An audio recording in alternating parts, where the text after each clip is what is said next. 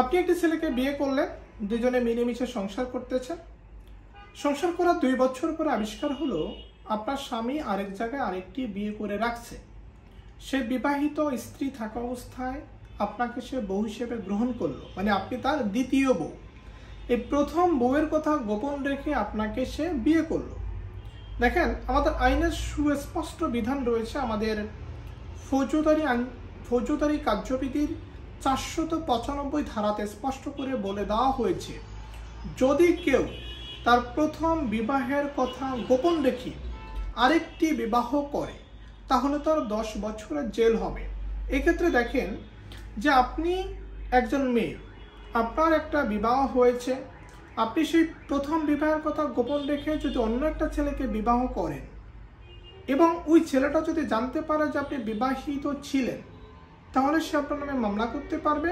মামলা করে আপনাকে 10 বছর জেল খাটাতে পারবে। এবং একই সাথে আপনি মেয়ে হিসেবে যার কাছে বিবাহ বসেছেন, আপনি জানেন যে এই ছেলেটা হচ্ছে সিঙ্গেল, এই ছেলেটা হচ্ছে অবিবাহিত।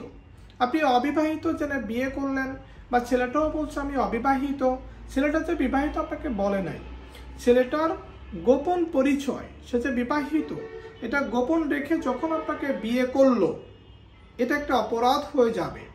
495 ধারা স্পষ্ট করে বলে দেওয়া হয়েছে, কেউ যদি প্রথম বিবাহ গোপন রেখে দ্বিতীয় বিবাহ করে তাহলে কিন্তু তার 10 বছর পর্যন্ত জেল হয়ে যাবে। আমাদের সমাজে এরকম অহরহ হচ্ছে যে একজনের বউ আছে, বউ থাকা অবস্থায় সে আরেকটা মেয়েকে বিয়ে করতেছে, বা একজনের স্বামী আছে, একজনের স্বামী থাকা অবস্থায় সে আরেকটা ছেলেকে স্বামী হিসেবে সে গ্রহণ করতেছে, গোপন রাখতেছে।